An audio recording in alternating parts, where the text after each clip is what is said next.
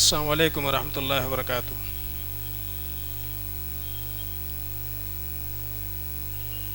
ان الحمد للہ نحمده ونستعینه ونستغفره ونعوذ باللہ من شرور انفسنا ومن سیئات اعمالنا من يهده الله فلا مضل له ومن يضلل فلا هادي له واشهد ان لا اله الا الله وحده لا شريك له واشهد ان محمدا عبده ورسوله اما بعد فاعوذ باللہ من الشیطان الرجیم بسم اللہ الرحمن الرحیم انا ارسلنا نوحا الى قومه ان انذر قومك من قبل ان يأتيهم عذاب علیم قال يا قوم انی لکم نذیر مبین ان اعبدوا اللہ واتقوه واطیعون رب اشرح لی صدری ویسر لی امری واحلل عقدۃ من لسانی یفقهوا قولی۔ قابل قدر حاضرین، معزز علماء کرام، قرب و جوار سے آنے والے مہمانان گرامی، میں سب سے پہلے اللہ رب العالمین کا شکر گزار ہوں کہ اللہ تعالیٰ نے ہم سب کو یہ موقع عطا فرمایا کہ اللہ اور اس کے رسول کے فرامین کی روشنی میں ہم اپنی اصلاح کریں، اور خاص طور سے اللہ رب العالمین سے یہ دعا کریں اور اس نیت سے بیٹھیں کہ اللہ تعالی ہمارا یہ بیٹھنا ہمارے لیے شرف قبولیت کا سبب بنائے۔ حاضرین گرامی، میرا موضوع آج کے اس دینی مجلس کا جو ہے وہ آپ سن چکے ہیں۔ حضرت نوح علیہ السلام کے دعوت کے چنندہ پہلو۔ حضرت نوح علیہ السلام کا قصہ اور واقعہ بیان کرنا مقصود نہیں ہے، بلکہ حضرت نوح علیہ السلام کی جو دعوتی سرگرمی تھی اس کے منتخب پہلو کچھ باتیں آپ کے سامنے اللہ کی توفیق سے رکھنے کی کوشش کروں گا۔ اللہ سے دعا ہے کہ العالمین ہم سب کو سمجھنے اور عمل کرنے کی توفیق عطا فرمائے۔ حضرات گرامی، حضرت نوح علیہ السلام کی ذات خاص طور سے دعوتی میدان میں بڑی اہمیت کی حامل ہے۔ اس کی وجہ یہ ہے کہ حضرت نوح علیہ السلام اولین اولو العزم پیغمبر میں سے ہیں، جنہیں اللہ رب العزت نے قرآن عزیز کے اندر دعوت کے میدان میں بطور نمونہ کے پیش کیا ہے۔ اور حضرت نوح علیہ السلام کی شخصیت اور آپ کی ذات اس لحاظ سے بھی بڑی اہمیت کی حامل ہے کہ نسل انسانی میں سب سے پہلا بگاڑ جو واقع ہوا، حضرت نوح علیہ السلام وہ پہلے ہیں جنہوں نے اس بگاڑ کے اوپر تنبیہ کی ہے۔ اور خاص طور سے تاریخ انسانی میں اور کار دعوت کے میدان میں یا تسلسل میں نوح علیہ السلام کا جو منہج ہے، دعوتی منہج ہے، خاص طور سے وہ ایک سنگ بنیاد کی حیثیت رکھتا ہے، کیونکہ گمراہ انسانیت کو راستہ دکھانے والے اور واعظ و نصیحت اور خاص طور سے اوامر و نواہی کے مفصل احکام کے ساتھ جس رسول نے سب سے پہلے کام کیا ہے وہ حضرت نوح علیہ السلام ہی ہیں۔ اس لیے کہ حضرت نوح علیہ السلام اور حضرت آدم علیہ السلام کے درمیان تقریباً ایک یا دو انبیاء کا ذکر ملتا ہے۔ اللہ کے نبی جناب محمد مصطفیٰ صلی اللہ علیہ وسلم سے پوچھا گیا، سوال ہوا کہ حضرت آدم علیہ السلام اور حضرت نوح علیہ السلام کے درمیان مدت کتنی ہے؟ تو اللہ کے رسول صلی اللہ علیہ وسلم نے کہا کہ 10 صدی۔ 10 صدی۔ حضرت عبداللہ ابن عباس رضی اللہ تعالیٰ عنہ کہتے ہیں کہ 10 صدیوں تک امت میں کوئی بگاڑ نہیں تھا، اور قرآن نے اس کو تعبیر کیا ہے کان الناس امۃ واحدہ، کہ اس وقت پوری انسانیت ایک امت تھی، کوئی بگاڑ نہیں تھا، کوئی دوسرا گروہ نہیں تھا، منہجی یا عقیدے کے اعتبار سے کوئی خرابی نہیں تھی تقریباً 10 صدیوں تک، لیکن دھیرے دھیرے ان میں جو بگاڑ پیدا ہوا، وہ بگاڑ سب سے بڑا بگاڑ تھا، وہ ہے عقیدے کا بگاڑ۔ اسی لیے صحیح بخاری میں حضرت ابو ہریرہ رضی اللہ تعالیٰ عنہ راوی ہیں، اور شفاعت سے متعلق جو حدیث مروی ہے اللہ کے نبی صلی اللہ علیہ وسلم سے، اس میں یہ ذکر ہے کہ لوگ حضرت نوح علیہ السلام کے پاس سفارش کے لیے جائیں گے کہ آپ سفارش کر دیجئے اللہ تعالیٰ سے کہ ہمارا حساب و کتاب شروع ہو جائے۔ تو اس وقت کہیں گے یا نوح انت اول الرسل، یا نوح انت اول الرسل الی الارض، کہ اے نوح علیہ السلام آپ سب سے پہلے رسول ہیں اس روئے زمین پہ، سب سے پہلے رسول۔ وَسَمَّاكَ اللَّهُ عَبْدًا شَكُورًا، اور اللہ تعالیٰ نے آپ کا نام شکر گزار بندوں میں لکھا ہے۔ تو حضرت نوح علیہ السلام خاص طور سے نسل انسانی میں جو پہلا بگاڑ پیدا ہوا، اس بگاڑ کی اصلاح کرنے والے میں سب سے پہلے ہیں۔ اور خاص طور سے حضرت نوح علیہ السلام کا تذکرہ اگر ہم دیکھیں گے تو قرآن میں تقریباً 43 مقامات پر، کہیں اجمالاً کہیں تفصیلاً اللہ نے ذکر کیا ہے، 43 مقام پر۔ اور کچھ صورتیں ایسی ہیں جس میں مفصل حضرت نوح علیہ السلام کا تذکرہ ہے، جیسے کہ سورہ ہود ہے، سورہ اعراف ہے، اور سورہ مومنون ہے، سورہ شعراء ہے، اور سورہ نوح ایک مکمل صورت ہے جو حضرت نوح علیہ السلام کی دعوتی سرگرمی کو بالتفصیل جو ہے اس میں بیان کیا گیا ہے۔ انہی صورتوں کے حوالے سے انشاءاللہ ہم یہ دیکھیں گے کہ حضرت نوح علیہ السلام کی دعوتی سرگرمی کیا تھی اور اس کے چنندہ پہلو کیا ہیں۔ حضرت نوح علیہ السلام کا مرکز تبلیغ، یعنی جہاں آپ نے دعوتی کام شروع کیا، وہ عراق میں دجلہ اور فرات کا درمیانی علاقہ تھا۔ یہاں حضرت نوح علیہ السلام بحیثیت رسول کے بھیجے گئے۔ حضرت نوح علیہ السلام کی قوم کا سب سے بڑا جرم اور سب سے بڑی خرابی جو اس قوم میں پیدا ہوئی وہ شرک ہے، اور شدید قسم کے شرک کے اندر یہ قوم مبتلا تھی، اور ان کے شرک میں مبتلا ہونے کے جو وجوہات ہیں اور اسباب ہیں، وہ صالحین اور بزرگان دین کی محبت میں غلو کا نتیجہ ہے، جس سے حضرت نوح علیہ السلام کی قوم شرک کے اندر مبتلا ہوئی۔ اسی لیے غلو سے خاص طور سے روکا گیا ہے، اس لیے کہ ایک مسلمہ حقیقت ہے کہ ہر دور میں قوموں کے اندر جو خرابی پیدا ہوئی ہے، جو بگاڑ پیدا ہوا ہے، جہاں بہت سارے اسباب تھے وہاں ایک بنیادی سبب غلو ہے، حد سے تجاوز کرنا ہے۔ اور غلو کئی قسم کا ہوتا ہے، ایک تو عبادت کے اندر غلو ہو تو عبادت خراب ہو جاتی ہے۔ عبادت کے اندر غلو کا مطلب یہ ہے، کئی صورتیں اس کی ہو سکتی ہیں کہ مثلا اللہ رب العالمین نے جو عبادت فرض نہیں کی ہے وہ انسان اپنے اوپر فرض کر لے، واجب کر لے اور اس کو کرتا رہے، یہ غلو ہے۔ یا اسی طرح سے غلو کی ایک شکل یہ بھی ہے کہ اللہ رب العالمین نے، اس کے رسول صلی اللہ علیہ وسلم نے دین میں جو رخصتیں اور آسانیاں بیان کی ہیں، ان رخصتوں اور آسانیوں کو قبول نہ کرنا اور ان سے پہلو تہی برتنا، یہ بھی غلو کا ایک سبب ہے۔ اسی طرح سے غلو کے ایک سبب یہ بھی اور اس کی ایک صورت یہ بھی ہو سکتی ہے کہ کمال دینداری اور تقوی کے خاطر آدمی جن جن سے ان کی رشتہ داری ہے ان کے حقوق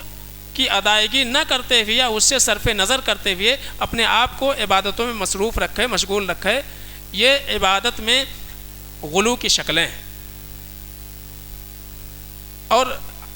یہ بات معروف ہے کہ اللہ کے نبی جناب محمد مصطفیٰ صلی اللہ علیہ وسلم کی عبادتوں کے سلسلے میں چند صحابہ پوچھنے آئے تھے. جب انہوں نے اللہ کے نبی صلی اللہ علیہ وسلم کے عبادتوں کا حال سنا تو انہوں نے چند عہد کیا. کسی نے کہا کہ میں اب کبھی رات میں سوؤں گا نہیں, پوری رات عبادت کروں گا.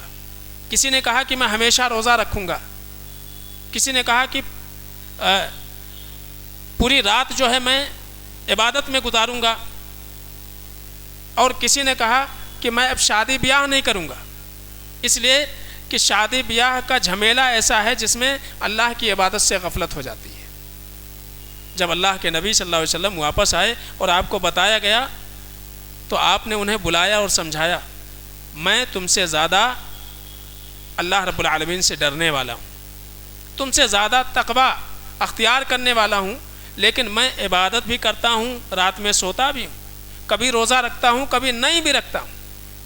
اور اسی طرح سے بات نکاح کی ہے تو میں نے کئی نکاح کیے ہوئے ہیں. اور پھر آپ نے فرمایا فمن رغب عن سنتی فلیس منی, کہ عبادت کے معاملات میں بھی اگر کوئی میری سنت سے اعراض کرتا ہے تو اس کا شمار ہم میں سے نہیں ہوتا ہے, وہ ہم میں سے نہیں ہے. تو عبادت میں غلو بھی انتہائی خطرناک ہے. اور دوسرا غلو کی دوسری قسم ہے شخصیات میں غلو. شخصیات میں غلو کا معنی یہ ہے کہ آپ کسی کی مدح و تعریف اس قدر کریں اس کی محبت اور عقیدت میں کہ اس میں جھوٹ شامل ہو جائے, اور جن سے آپ کو عقیدت اور محبت ہے اس کو اس مقام پر پہنچا دیں جو اس کے شان شان نہیں ہے. تو یہ ہے شخصیات کے اندر غلو. حضرت نوح علیہ السلام کی قوم میں جو شرک آیا, اور شرک کی بنیاد جو قوم نوح میں پڑی اس کی بنیادی وجہ یہی تھی کہ وہ شخصیات میں غلو کرنے لگے تھے. قرآن نے اس کا ذکر فرمایا وَقَالُوا لَا تَذَرُنَّ آلِهَتَكُمْ وَلَا تَذَرُنَّ وَدًّا وَلَا سُوَاعًا وَلَا يَغُوثَ وَلَا يَعُوقَ وَلَا نَصْرَ. 5 لوگوں کا ذکر کیا ہے.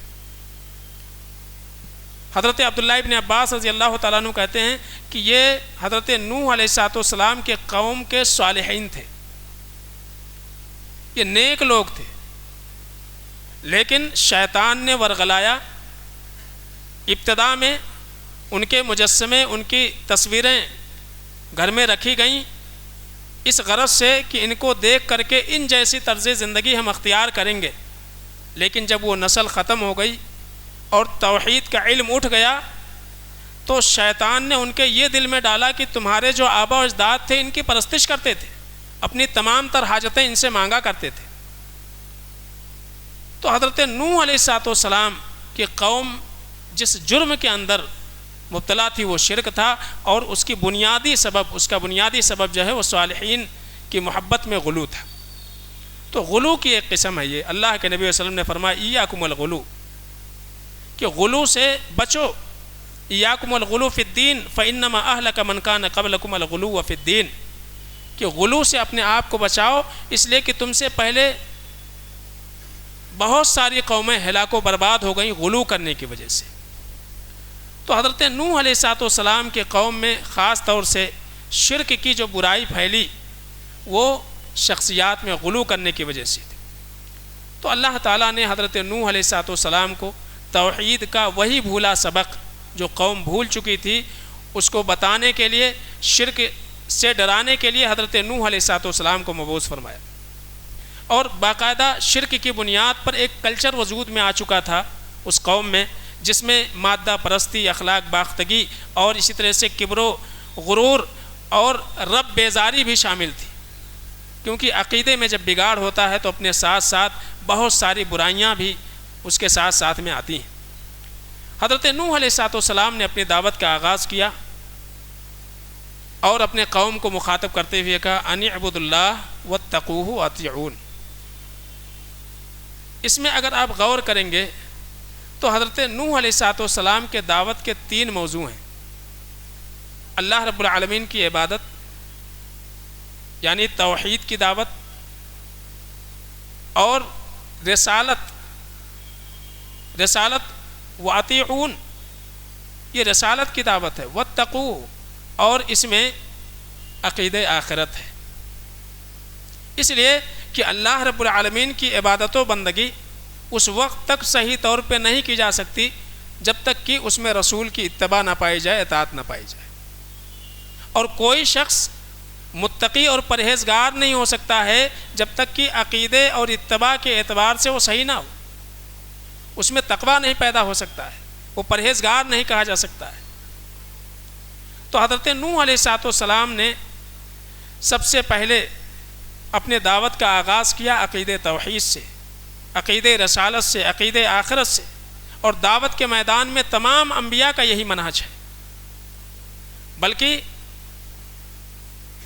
یہ سب سے دعوت کے اصولوں میں سب سے اہم اصول ہے کہ ہم اپنی دعوت کا آغاز توحید سے کریں۔ اللہ کے نبی صلی اللہ علیہ وسلم نے حضرت معاذ بن جبل رضی اللہ تعالیٰ عنہ کو یمن بھیجا تو آپ نے کہا انکا تأتی قوما اہل کتاب، کہ اے معاذ تم جہاں جا رہے ہو تمہارا سامنا اور سابقہ اہل کتاب سے پڑے گا، فَلْيَكُنْ أَوَّلُ مَا تَدْعُوهُمْ إِلَيْهِ شَهَادَةَ أَنْ لَا إِلَهَ إِلَّا اللَّهُ۔ تو سب سے پہلا پیغام جو تمہیں انہیں دینی ہے وہ یہ ہے کہ اللہ کے علاوہ کوئی لائق عبادت نہیں ہے، وَأَنَّ مُحَمَّدَ رسول اللہ، اور محمد رسول اللہ صلی اللہ علیہ وسلم یہ اللہ کے رسول ہیں۔ تو حضرت معاذ بن جبل رضی اللہ تعالیٰ عنہ کو اللہ کے نبی صلی اللہ علیہ وسلم نے دعوت کا جو طریقہ سکھایا، جو منہج دیا، وہ یہ کہ ہم اپنے دعوت کا آغاز توحید سے کریں، عقیدے سے کریں۔ اور یاد رکھیے دور کوئی بھی ہو، زمانہ کوئی بھی ہو، اصلاح عقیدہ کے بغیر دعوت کا کام یہ ادھورا ہے، بے معنی ہے۔ تو سب سے پہلا نقطہ اور سب سے اہم پہلو حضرت نوح علیہ السلام کی دعوت کا جو ہے ہم کو سمجھ میں آتا ہے کہ حضرت نوح علیہ السلام نے اپنی دعوت کا آغاز توحید کے ساتھ کیا، عقیدے کے ساتھ کیا۔ اسی طرح سے حضرت نوح علیہ السلام کے دعوت میں دوسرا پہلو جو ہم کو نظر آتا ہے وہ یہ ہے کہ حضرت نوح علیہ السلام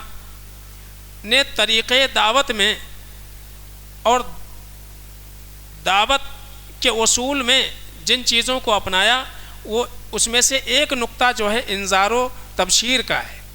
یا ترغیب و ترہیب کا ہے۔ انذار و تبشیر کا مطلب یہ ہے کہ اللہ رب العالمین کے پکڑ سے، اللہ کے عذاب سے لوگوں کو ڈرانا، آگاہ کرنا۔ حضرت نوح علیہ السلام اپنے قوم سے کہہ رہے ہیں یا قوم انی لکم نذیر مبین، کہ اے میری قوم میں اللہ کے جانب سے تمہارے لیے ایک واضح ڈرانے والا بنا کر کے بھیجا گیا ہوں۔ تو ایک داعی کے لیے ضروری ہے کہ اس کی دعوت میں خصوصی طور سے یہ نقطہ ضرور رہنا چاہیے، انذار بھی ہو اور تبشیر بھی ہو۔ آپ بشارتیں بھی دیں، لوگوں کے اندر رغبت بھی پیدا کریں، اور ساتھ ساتھ میں اللہ رب العالمین کی پکڑ، اللہ کی گرفت سے بچانے کے لیے کوشش بھی کریں۔ تو حضرت نوح علیہ السلام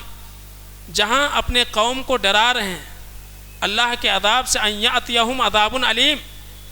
اگر بات نہیں مانو گے، انکار کرو گے، سدھرو گے نہیں، اپنی اصلاح نہیں کرو گے تو اللہ رب العالمین کا عذاب آ جائے گا۔ اور اللہ رب العالمین کا عذاب دنیا میں بھی اور آخرت میں بھی۔ تو انذار بھی ہونا چاہیے کہ ہم ڈرائیں بھی، خاص طور سے عقیدہ آخرت لوگوں کے دلوں میں بٹھانے کی کوشش کریں، عذابات کا تذکرہ کریں جو انکار کی شکل میں قوموں کے اوپر آئے، اور تبشیر بھی ہونا چاہیے کہ ہم بشارتیں بھی دیں، ترغیب بھی دیں۔ حضرت نوح علیہ السلام کی دعوت میں آپ دیکھیں فَقُلْتُ اسْتَغْفِرُوا رَبَّكُمْ إِنَّهُ كَانَ غَفَّارًا، ابتدا میں کہہ رہے ہیں یغفر لکم ذنوبکم، اللہ رب العالمین تمہارے گناہوں کو معاف کر دے گا۔ اللہ سے استغفار کرو، توبہ کرو۔ شرک ایک بڑا گناہ ہے، ایک عظیم گناہ ہے، توبہ کرو، اللہ رب العالمین سے اللہ معاف کر دے گا۔ فَقُلْتُ اسْتَغْفِرُوا رَبَّكُمْ إِنَّهُ كَانَ غَفَّارًا، اللہ غفار ہے، یرسل السماء علیکم مدرارا، اللہ رب العالمین موسلا دھار بارش کرے گا۔ تو حضرت نوح علیہ السلام اپنے قوم کو بشارتیں دے رہے ہیں، اور خاص طور سے غور کریں گے تو استغفار کا توحید کے ساتھ بہت گہرا تعلق ہے، اس لیے کہ عام طور سے مشرک جو قوم ہوتی ہے یا جو لوگ شرک کے اندر مبتلا ہوتے ہیں، ان کا عقیدہ یہ ہوتا ہے کہ اللہ رب العزت تک ہم اپنا کوئی درخواست بغیر کسی سفارش کے نہیں پہنچا سکتے ہیں۔ یہاں یہ کہا جا رہا ہے کہ اللہ رب العالمین غفار ہے، اللہ سننے والا ہے، اللہ کو کسی وسیلے اور واسطے کی ضرورت نہیں ہے، اللہ رب العالمین سے مانگو۔ فَقُلْتُ اسْتَغْفِرُوا رَبَّكُمْ إِنَّهُ كَانَ غَفَّارًا۔ تو دعوت میں خاص طور سے اس اہم نقطے کا خیال ضرور کرنا چاہیے، ایسا نہ ہو کہ خالی انذار ہو، خالی آپ ڈرائیں۔ اس لیے کہ خالی انذار سے یا ترہیب سے ایک گنہگار کے اندر جرات مندی پیدا ہو جاتی ہے۔ وہ 99 شخص کا قتل کرنے والا جب اس نے کسی سے پوچھا ہماری بخشش ہو سکتی ہے، کوئی صورت نکل سکتی ہے، تو بتانے والے نے کہا کہ نہیں ہو سکتا ہے، تو اس نے ایک اور جرم کر لیا، 100 پورا کر لیا۔ تو ترغیب ہونی چاہیے، ساتھ میں یعنی اللہ کے نبی صلی اللہ علیہ وسلم جہاں کسی گناہ سے بچنے کی تلقین کر رہے ہیں، وہیں ساتھ میں اللہ کے نبی صلی اللہ علیہ وسلم کے دعوت میں آپ دیکھیں گے کہ نیکیوں کی ترغیب بھی اللہ کے نبی صلی اللہ علیہ وسلم کی دعوت میں ہے۔ تو انذار بھی ہونا چاہیے اور اسی طرح سے تبشیر بھی ہونا چاہیے۔ ایک اہم نقطہ ہے حضرت نوح علیہ السلام کے طریقے دعوت کا۔ تو جس طرح سے دعوت میں انبیاء کا منہج اور ان کا وصول اپنانا ضروری ہے، اسی طرح سے طریقے دعوت بھی وہی ہونا چاہیے جو انبیاء کا تھا۔ اسی طرح سے حضرت نوح علیہ السلام کا جو دعوت کا انداز تھا یا دعوت کا طریقہ کار تھا، اس میں ایک اہم نقطہ اور ہمیں یہ ملتا ہے کہ حضرت نوح علیہ السلام اپنے قوم کے دلوں میں عظمت الہی کا احساس بٹھانا چاہتے ہیں، اللہ کی عظمت بٹھانا چاہتے ہیں۔ تو عظمت الہی کا اس بات بھی آپ کے دعوتوں میں پایا جاتا ہے کہ، اور اس کی وجہ یہ ہے کہ تمام تر گمراہیوں کی بنیاد اگر ہم یہ دیکھیں تو اللہ رب العالمین کی عظمت سے ناواقفیت کا نتیجہ ہے۔ آج جتنے بھی شرک کی قسمیں پائی جاتی ہیں، اگر اللہ رب العالمین کے اسماء اور صفات کا صحیح علم ہو تو اللہ کو چھوڑ کر کے کسی اور کے در پہ سجدہ ریز ہونے کی ضرورت نہیں ہے۔ تو جتنے لوگ بھی ہیں جو غیر اللہ کے در پر سجدہ ریز ہوتے ہیں، دراصل اللہ رب العالمین کی عظمت سے اور اللہ رب العالمین کے اسماء و صفات سے ناواقفیت کی ان کی سب سے بڑی دلیل ہے۔ تو حضرت نوح علیہ السلام اپنے قوم کے دلوں میں، جن کے دلوں میں غیر اللہ کی عظمت بیٹھ چکی تھی، ان کے دلوں میں اللہ کی عظمت بٹھا رہے ہیں۔ اس لیے کہ آپ دیکھیں گے کہ شیطان کے جملہ سرگرمیوں کا محور یہی ہے کہ انسانیت جو ہے اپنے رب سے دور ہو جائے اور غیر اللہ کی عظمت و جلال میں جا پڑے۔ حضرت نوح علیہ السلام کی دعوت پر اگر ہم غور کریں تو پتہ یہ چلتا ہے کہ حضرت نوح علیہ السلام اپنے قوم کے دلوں سے غیر اللہ کی عظمت کو نکال کر کے عظمت الہی بٹھانے کی کوشش کر رہے ہیں۔ حضرت نوح علیہ السلام کہہ رہے ہیں ما لکم لا ترجون للہ وقارا، تمہیں کیا ہو گیا ہے کہ اللہ رب العالمین کی عظمت کو سمجھ نہیں رہے ہو، اللہ کی عظمت کو نہیں سمجھ رہے ہو۔ وقد خلقکم اطوارا، ذرا غور کرو کہ اللہ رب العالمین نے کن حالات میں تمہیں پیدا کیا ہے، مختلف حالات میں اللہ رب العالمین نے تمہیں پیدا کیا ہے۔ الم تروا کیف خلق اللہ سبع سماوات طباقا، تمہارے آنکھوں کے سامنے ہے، آفاق و انفس میں غور کرو، اس روئے زمین کے اوپر غور کرو، آسمان پر غور کرو، تو تمہیں نظر آئے گا کہ یہ کائنات جو چل رہی ہے، کیا جن کو تم معبود سمجھ رہے، جن کے سامنے تم سجدہ ریز ہو رہے، کیا آسمان و زمین میں سے کسی چیز کو انہوں نے پیدا کیا ہوا ہے؟ تو اللہ رب العالمین کے اسماء و صفات اور اللہ کی عظمت کو بھول جانے والے لوگ ہی اللہ کو چھوڑ کر کے غیر اللہ سے وابستہ ہوتے ہیں۔ تو تو حضرت نوح علیہ السلام کا جو طریقہ دعوت تھا، آپ کے دعوت کا جو انداز تھا، دوسرا نقطہ جو ہمیں ملتا ہے وہ یہ کہ حضرت نوح علیہ السلام اللہ رب العالمین کی عظمت قوم کے دلوں میں بٹھا رہے ہیں۔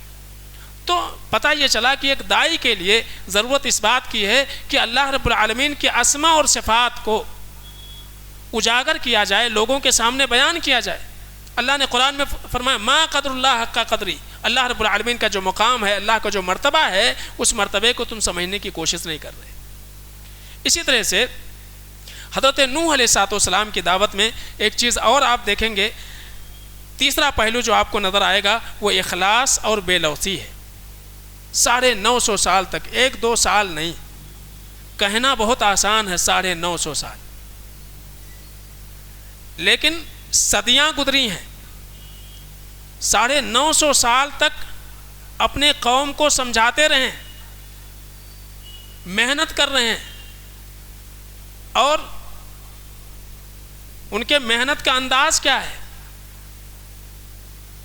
اللہ رب العالمین نے اس کا تذکرہ کیا، ذکر فرمایا ہے۔ کہہ رہے ہیں کہ نہ میں نے رات دیکھا نہ دن دیکھا، مجھے محسوس ہوا کہ رات میں جانے سے یا دعوت دینے سے فائدہ ہوگا تو میں نے جو ہے رات کا وقت منتخب کیا، مجھے لگا دن میں دعوت دینی چاہیے، دن کا وقت میں نے منتخب کیا، مجھے لگا کہ تنہائی میں سمجھانے کی ضرورت ہے، وہ طریقہ میں نے اختیار کیا، مجھے لگا کہ مجلس میں خطاب کی ضرورت ہے، وہ طریقہ اختیار کیا۔ 950 سال تک حضرت ابراہیم علیہ السلام اپنے قوم سے مخاطب رہے، اور خاص طور سے دعوت کے سلسلے میں ان کی جو محنت رہی ہے، حضرت نوح علیہ السلام کی جو مخاطبین تھے ان کو ایسا لگتا تھا کہ نوح علیہ السلام کا کوئی ذاتی مفاد جڑا ہوا ہے، اس لیے اتنی محنت کر رہے ہیں۔ نوح علیہ السلام ان کے خدشات کا ازالہ کرتے ہوئے انہیں یقین دلاتے ہیں کہ یہ دعوت جو ہے، دعوت اللہ، یہ کوئی کاروبار اور تجارت نہیں ہے۔ اگر تم نہیں سن رہے، نہیں مان رہے ہیں، بے توجہی برت رہے ہیں، تو یہ کوئی کاروبار اور تجارت نہیں ہے کہ تمہارے بے توجہی کی وجہ سے میں ناکام ہو جاؤں گا یا یہ دعوت ختم ہو جائے گی، بلکہ یہ میری جو کوشش ہے، میری جو محنت ہے، وہ اس لیے ہے کہ میں یہ چاہتا ہوں کہ تم کامیابی کے راستے پر چل پڑو، تمہاری صلاح، تمہاری فلاح، تمہاری خیر خواہی مطلوب ہے، اور اس محنت کے عوض جو میں دن رات تمہارے انکار کے باوجود بھی تمہارے پیچھے بھاگ رہا ہوں، دوڑ رہا ہوں، اس سے مقصود یہ نہیں ہے کہ میں تم سے کچھ مانگ رہا ہوں۔ کہہ رہے یا قوم لا اسألکم علیہ مالا، اے میری قوم کے لوگوں، اس نصیحت کے بدلے میں مال و زر کا خواہاں نہیں ہوں، ان اجریہ الا علی اللہ، میرا اجر تو اللہ کے ذمہ ہے۔ تو حضرت نوح علیہ السلام کو آپ دیکھیں گے 950 سال تک اپنے قوم کو دعوت دے رہے ہیں، ان کو بلا رہے ہیں، لیکن تمام انبیاء کی دعوت میں آپ ایک چیز دیکھیں گے کہ تمام انبیاء خاص طور سے اپنے قوم کے سامنے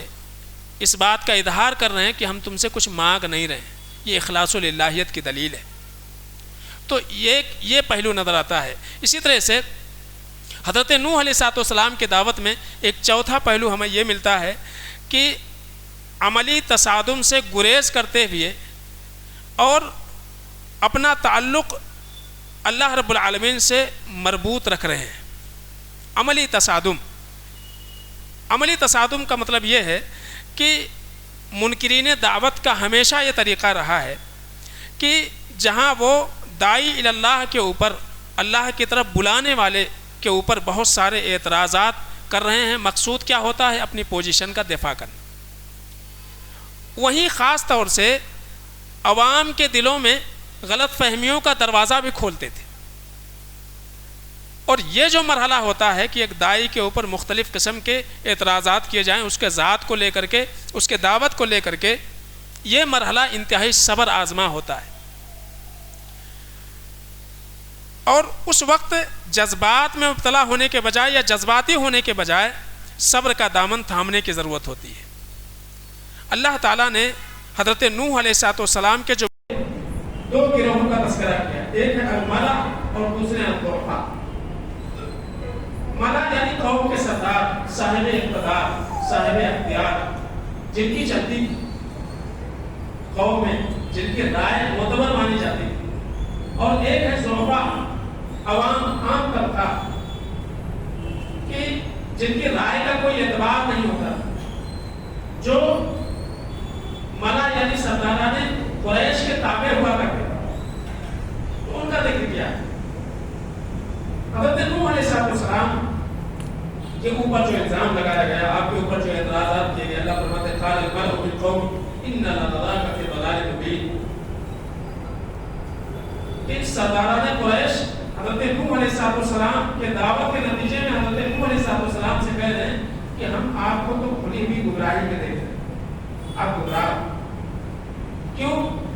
انہیں یہ لگ رہا تھا کہ آبا و اجداد کا جو دین ہے اس سے کھلا کھلا انحراف ہے، ابھی تک ہم جو کچھ کرتے آ رہے تھے اس سے ہٹ کر کے کچھ الگ چیز پیش کی جا رہی ہے، اور ہمارے معبودوں کی تحقیق کی جا رہی ہے، اور ساتھ ساتھ میں عذاب کی دھمکی بھی دی جا رہی ہے، یہ گمراہی ہے۔ تو جو اصل دین تھا وہ گمراہی نظر آ گیا، تو کہا کہ آپ کو ہم گمراہ دیکھ رہے ہیں۔